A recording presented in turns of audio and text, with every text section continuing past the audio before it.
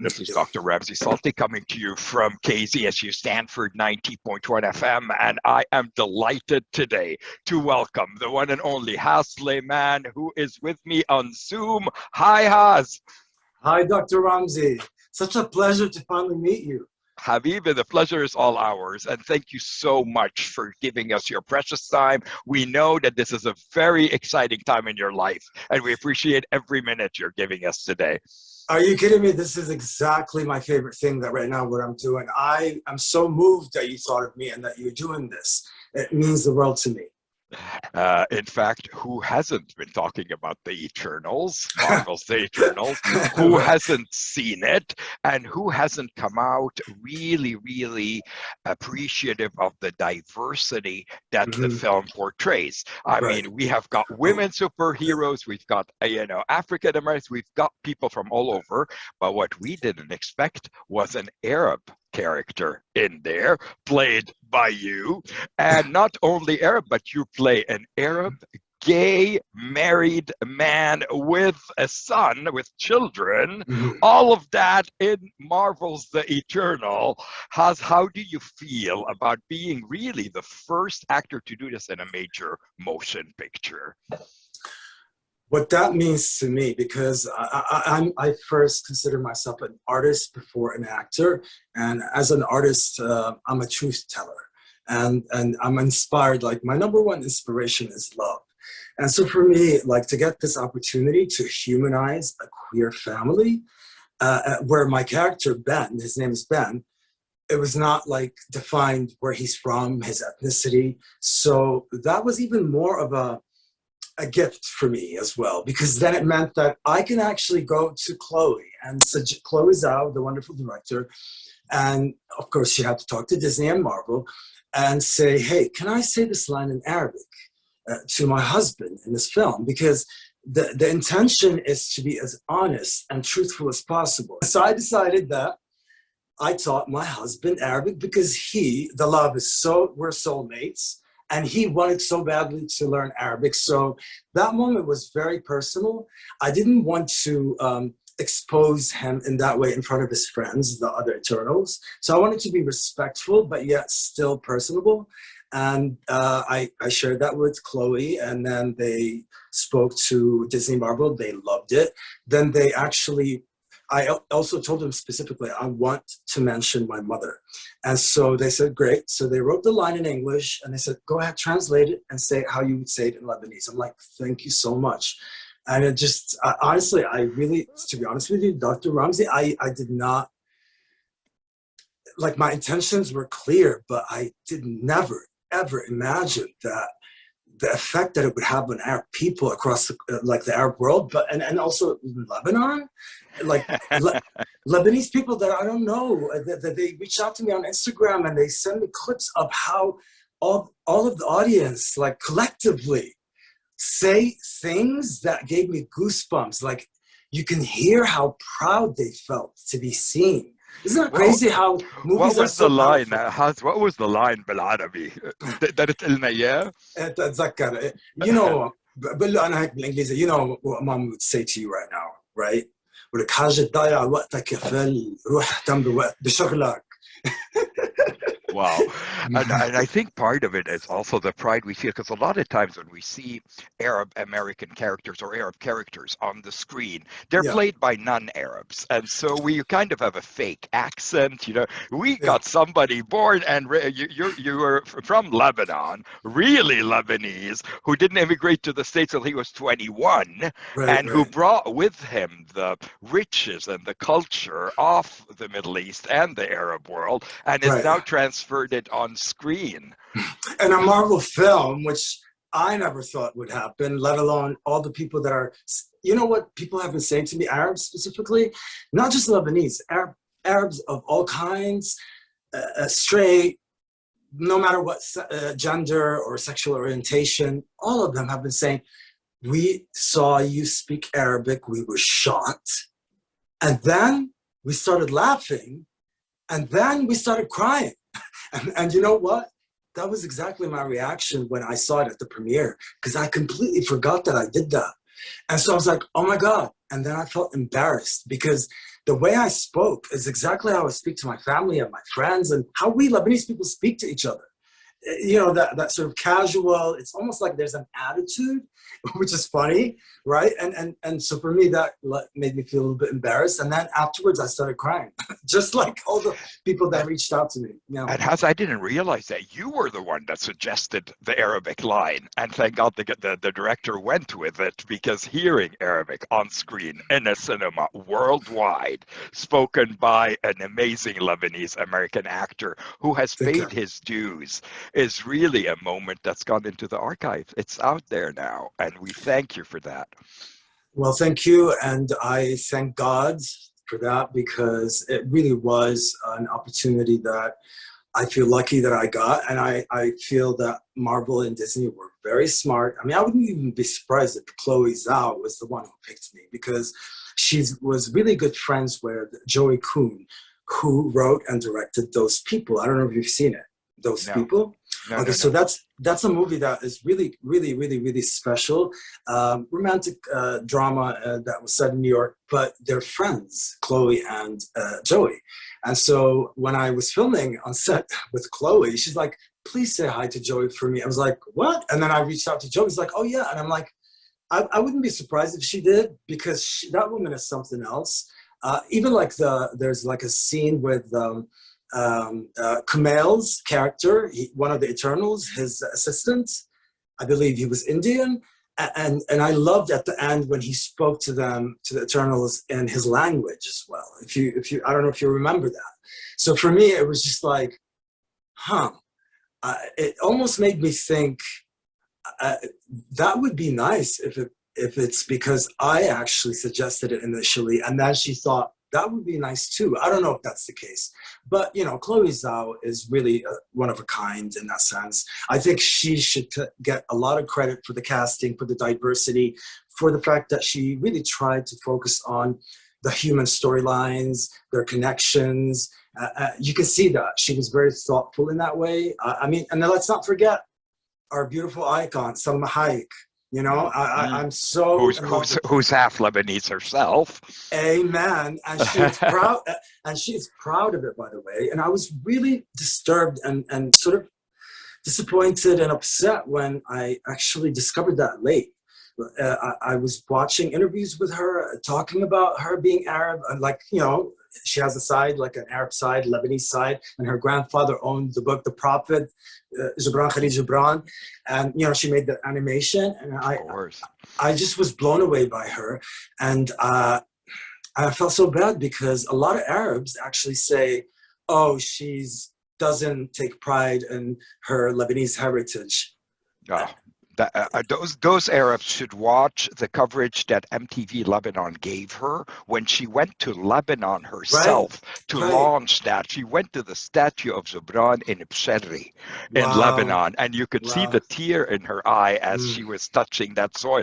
Very proud of her. She's half Lebanese, and fully proud of you, young man, for being part of this juncture in history. But Haaz, you know, for those of us, you know, who have followed your career for many years, you know, the Eternals isn't the first time that we were exposed to your talent. I must go to The Visitor, which to me was such an impactful movie when you came on screen as the lovable Tariq who represented marginalized communities in the United States, the whole immigration movement before it was even happening like now, and you played the part of Tariq. How did that experience feel for you? The Visitor is when I realized that acting is my calling. And I think I shot The Visitor in 2006. So during those 2 years, it was just like a journey of like learning about acting. I was terrible, really bad. And then it just took, you know, the consistency, the commitment. And then The Visitor came on my lap, and I read the script, and you know, there was something really different about The Visitor. Movies like The Visitor are rare. And even Richard Jenkins told me, he's like, Haaz, just let me tell you something, Haaz. Don't get used to this. Movies like these don't come often. once in a lifetime, maybe. And this man has been doing it. Like he's an icon to me. He was nominated for an Oscar, wasn't he, for that role? Yes. In The Visitor. What an amazing performance. So I read the script. Obviously the story was like, wow, what is this? Like, I've never seen anything like that. And, my character was Syrian. My mom's Syrian. We're illegal, all of that stuff, immigration. There was so much humanity in it. And to me, like, what really attracted me the most about it is like Tom McCarthy's brilliant ability to make a point in a film of how us as human beings are just really missing out on what's really makes this world special. It's the diversity. It's all these different people from different parts of the world. To celebrate that, we are like actually missing the chances of having incredible friendships that can change our lives just because of preconceived notions or judgments, just because you're different, you're the other. And that film, to me, was making that point loud and clear. And of course, talking about the immigration law here that needs to be reformed, obviously. One more thing. My mom is my everything. So obviously that to me was probably the best part of the whole film. Is like, oh my God, I have a mother in the film and I have this sort of like dynamic with her. And this whole history about what she did and what ends up happening to me. That to me, I think, is probably when Tom realized, I'm going to cast this guy. Yeah. Here's why. So I actually auditioned for a couple of times. Then they wanted me to go and audition in front of Hiam Abbas. So I was just going to go there talking about mom who plays your screen mom exactly. In The Visitor. Yes, love to hear about that. My God, I mean, if anybody should play my mom, it's Hiam Abbas. And you laugh at this though. Hiam Abbas is my partner in crime. Like, I love that woman so much. Like, she is something special. She is an icon that I believe is so underrated. She was there in the room. Why? Because Tom is a huge fan, rightfully so, and he wanted to get her opinion about me. Like, he wanted to see what she's going to think about my audition. I didn't know that until later, until I get the part, by the way, thank God. So what happened is that he had her in the room and then she cried. I made her cry. I think it might have been one of the ones where I was teaching them how to tuck, tuck, tuck, 1, 2, 3, and that tuck, tuck, tuck, it was very Arab. Like, And what's up with drumming in your underwear, young man? Oh, great question, my friend.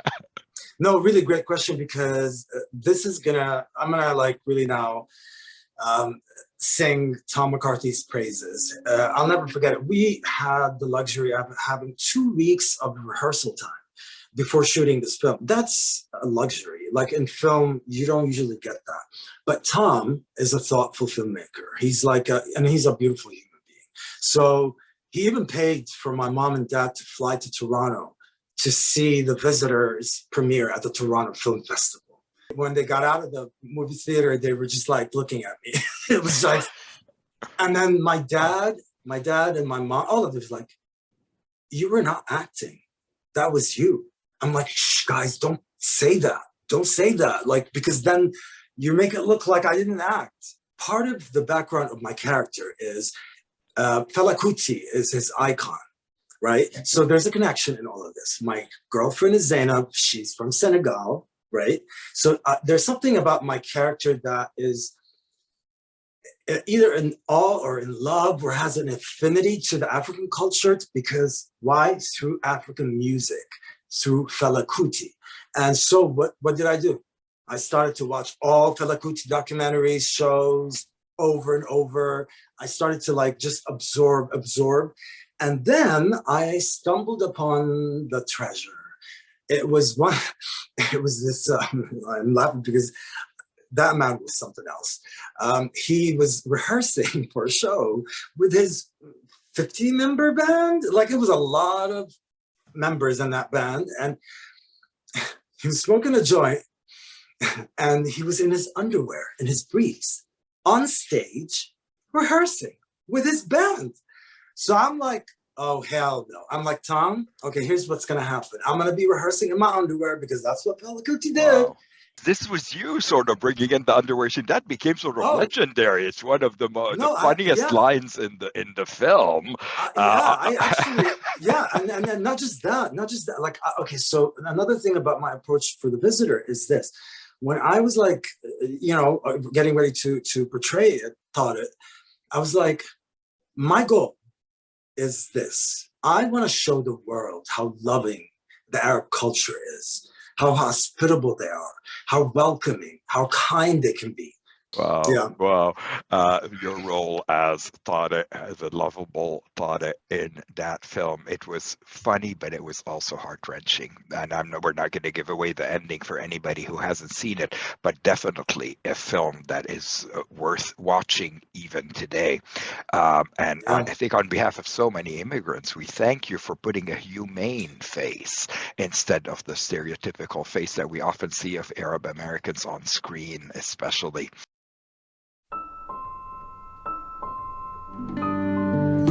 Oh, hi. Sounded good, Walter. I'm sorry, Ed. Come on, I'll show you.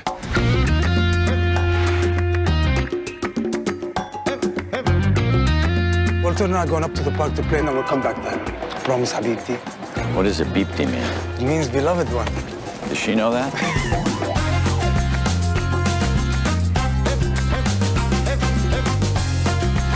That was fun, right? Oh, yeah. Swift, please. What, PD? I paid. He paid. Sir, stand over there.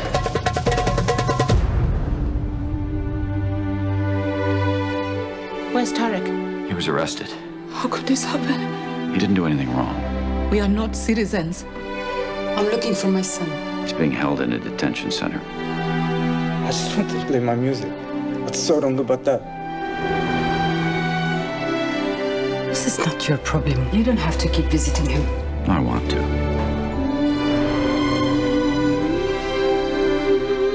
Tariq is teaching me the drum. How's that going? I sound a lot better when he's playing with me. Come on. Please, don't forget about me.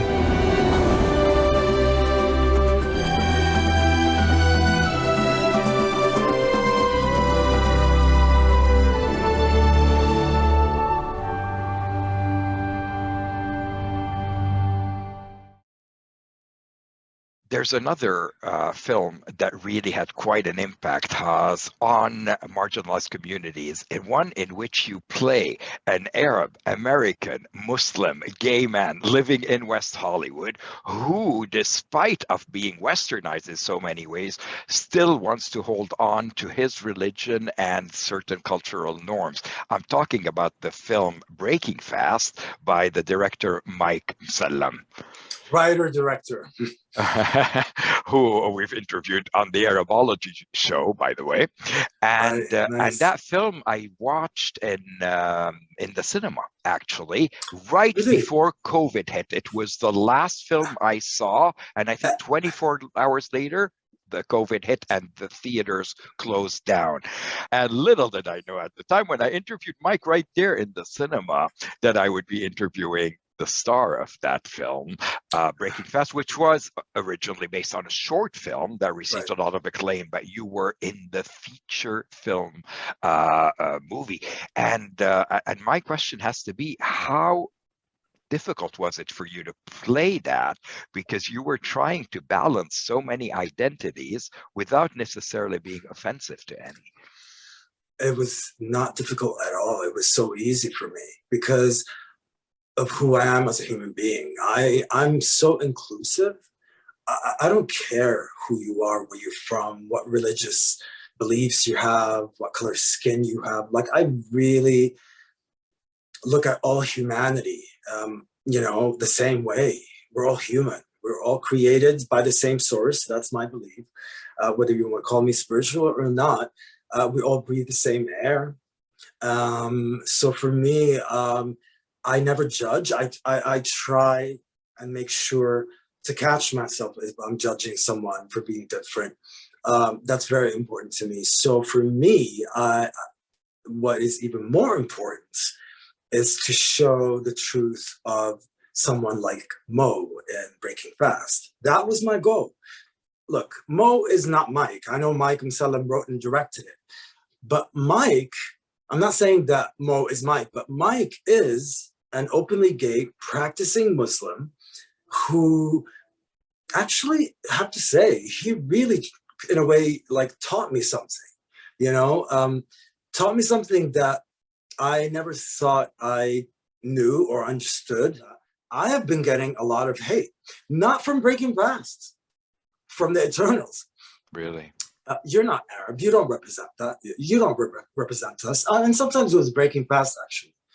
And once one person said, "Oh, you really had to ruin Ramadan for us." And I was like, "Are you, what? So you're saying just because I'm gay, I don't have the right to celebrate Ramadan with my family?" So for me, what I learned is to not give it any attention, because anyone that says stuff like that does not deserve my time, my energy. They're gonna, you know, I'm gonna be on the receiving end of so much hate. I don't have time for that. All I want to do is love and spread love and just be kind. And like, really, when people come to me and tell me, "Thank you for making me feel seen," like in Breaking Fast, that's what it's all about for me. Yeah. So for every hate mail you got, there was also a person who started seeing things differently from the Arab world. And in that, you started creating a space for these marginalized communities. I am so happy about the hate. Why? Thank you, James Baldwin. I'm going to quote him. "Artists are here to disturb the peace." And that's what we did. Because when we do that, then it forces people to talk. And it will also reveal those who are ignorant.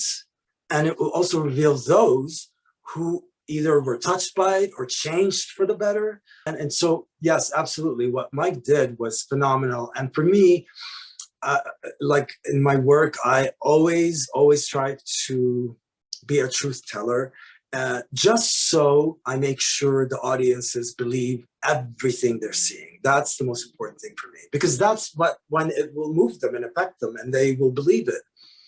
Haaz, your filmography is impressive, but so are your TV films and TV series. And there I have to go right to Nurse Jackie, where your character really, really captured so many hearts. Can you tell me a little bit about what it was like to work on a series such as Nurse Jackie, in which you actually were an Arab American nurse? And don't forget, Arab American gay Muslim nurse. Wow. Wow. So, wow. And that was the first gay Muslim character in the history of American television. I don't know if you knew that. Well, so it was mainstream. I mean, we are talking about, an accredited series, yes, on Showtime. And with Edie Falco, right? We said it at the same time. Can you tell me a little bit about that character, about that experience, about working on the set and being the first to portray such a character on TV? Honestly, I actually watched my season. I was in season 1. I had watched it more than once. I hope that doesn't come across like, "Oh my God, what a narcissist." But no, it was just simply times where, like, let's say my sister was visiting me. I was like, "Hey, let's sit." She's never seen it, and I wanted her to see it, and it was just so wonderful to just see the reaction on her face. And every time I watch it, I'm like, "God, this is really good." Like, every time I watch it, I'm always like impressed with it. Like, it was such a well-made show. I don't know about the rest of the seasons. I'm speaking specifically about season 1. Look, I was not out when I got that part. So I was still in the closet. And so for me, a part of me was like, "Oh my God, it's a big deal. Edie Falco. What?" I mean, I'm in love with her, and I just couldn't wait to act with her. Like, that's all I wanted. I just wanted to act with Edie Falco. Like, that was actually even more important than the gay Muslim thing, Arab gay Muslim part. Just Edie Falco. And I'll never forget it. In the testing the chemistry was there just because of how much I loved her. I did this. She was like sitting side by side with me, and the whole Showtime studio executives like lined up there, terrifyingly so. And then there was this moment where I improvised and I just did this, and I leaned my head on her shoulder. And then what she did is she leaned her head on my head. And that was, you know, yeah, and it was just clear that that chemistry was there. And, you know, whoever watches season 1, they always talk about me and Edie, like our connection on that show.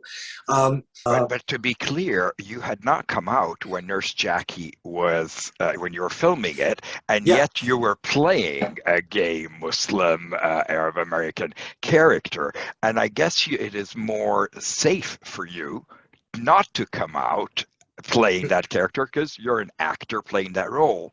And yet you were all along sort of not, keeping that part of your life private until you finally decided to come out.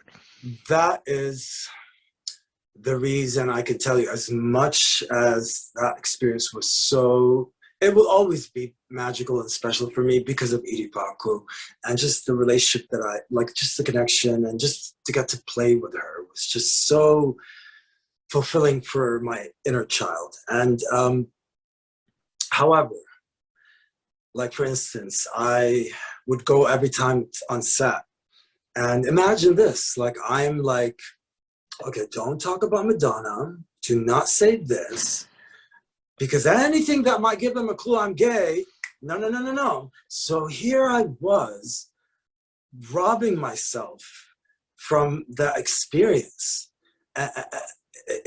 Like looking back at it, my God, like I wish I was out back then to do that role. I mean, and I'm proud of the work I did because I have integrity when it comes to that. Meaning, I don't care if the character is gay or not. Like the most important thing for me is to really try as much as possible to make every character genuine, you know, as genuine as possible. That's just the kind of artist I am. But however, you know, like the creators, 2 lesbian writers, would come up to me. She's like, Haaz, oh my God, you're such a wonderful straight actor. You're portraying Momo with such empathy and humanity. And I actually gave that in my HRC speech, acceptance speech, when I received the Visibility Award when I came out. And I said that. And then I just like was quiet and just like almost like paused and almost in a state of shock. I wanted so bad to tell them that I was gay, but I couldn't because I was really genuinely afraid that it would ruin my career. Regarding Nurse Jackie, I think the only thing that I would say makes it like a little bit, like ruins maybe that magical thing is that I was in the closet. I was even interviewed by the Advocate. I told Showtime, please, no personal questions. They said, no personal questions. But then the person that was interviewing me, after half an hour, it was done, the interview, it was over the phone. And he's like, okay, just one more question, please. I'm like, sure. He's like, are you gay or straight? I think you were baited. And it was so unfair to ask you that. I think you answered you had a girlfriend even at the No. I'll tell you what I said. My heart almost like stopped beating. I started shaking. It was just like a visceral thing that I was like, I'm straight. It was just like that. It was no emotion, no nothing. I was like a zombie.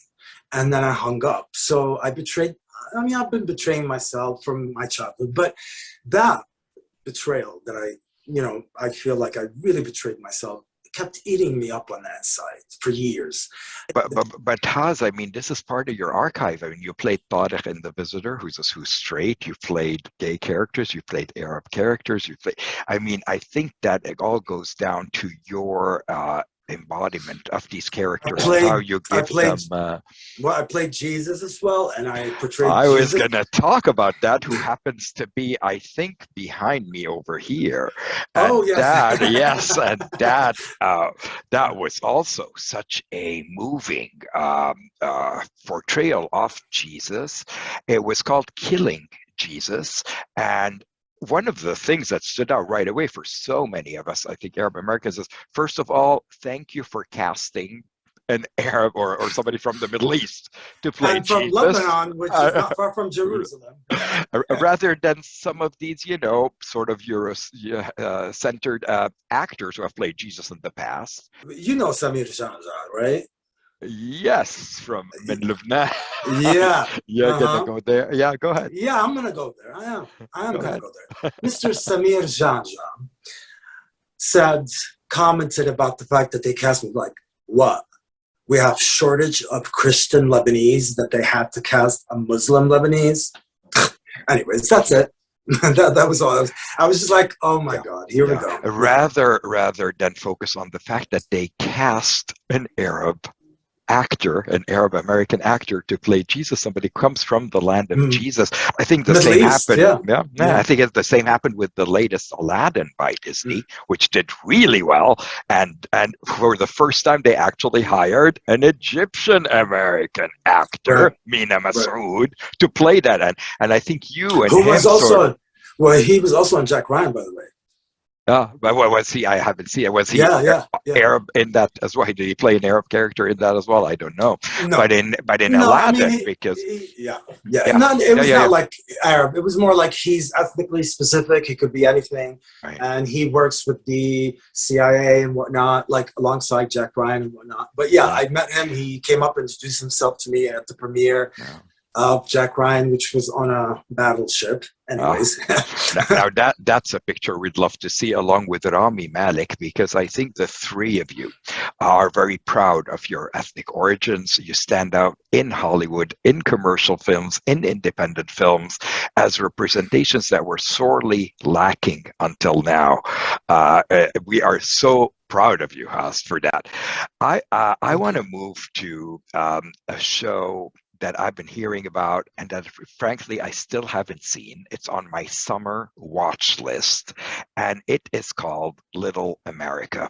I have been hearing so much about Little America, which is in the poster behind me, and I, without giving away too much, Haaz, what do you play in Little America, and what's the series about? It's on Apple TV, right? Yeah, it's on Apple TV Plus, and it's an anthology series. So every episode is its own story, and it's all based on real people's stories, real immigrants, immigrants that immigrated to America and became American. It's the American story. I mean, America is a land of immigrants. It's really it was such a thoughtful show for Apple TV Plus to put out to the world, and specifically to remind, let's say, the Americans that forget that maybe they have immigrated here once upon a time as well, let's just say. And so it was really thoughtful, and I loved sort of like the whole idea of the anthology series, because then it gave justice to each immigrant story, and it differed, like different ethnicities. Like honestly, it's really one of the most special shows. I think everyone should watch it. My episode was the final episode of the season 1. What do they call it? Season finale? Yeah, season finale episode called The Sun. So I was in Lebanon, and my dad passed away, but I was actually flying on the plane to Montreal from Lebanon, and I remember like waving to the hospital that my dad was in, and on the plane, like I really didn't have the best relationship with my dad. He actually came around at the end though, like as if he knew that he was gonna die. So 2 months prior to his death, he wanted to make sure to let me know that he loves me. And then I had to go film Little America because I have a contract. I mean, they can sue me if I say no. And so I just, I said, you know what, okay, I'm gonna go. My dad is surrounded by all the loved ones, my mom, my siblings, everyone. And let me just go and do this for my dad. What did I say about the name of the episode? The Sun. So wow. Yeah. One of my favorite characters to have ever played was in Little America, the Sun, Rafi. That's not his real name. I'm not going to share his real name because, you know, I have to like protect him, and Of course. just like the way they changed his name in the script, right? Because they wanted to protect these people because they're Sure. real, and he's here. He's in America, and it's basically his story. So it was about him, and he's gay, and obviously alone, living this solitary, miserable life, not feeling like, you know, he's loved or he's worthy. That's what happens, you know, when you're not nurtured the right way. You start to believe that. But let me just go back to Little America again. So his story, this guy, his father catches him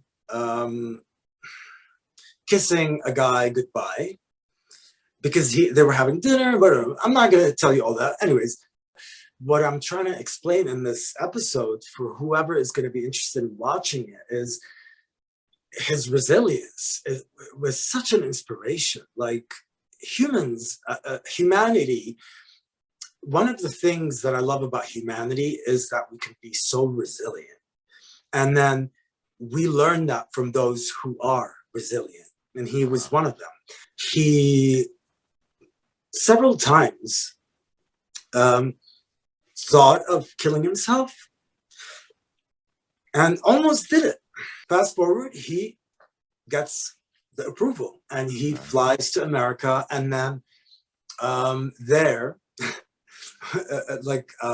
there's a scene where like my character's walking and it's like he looks so vulnerable with this like beat up suitcase, you know, just like really simple clothes, and he's in America, the land of the free, and there's something really profound about that, because when you see it, it's like, it's almost like really he had to go through all of that, and then now this is the heaven.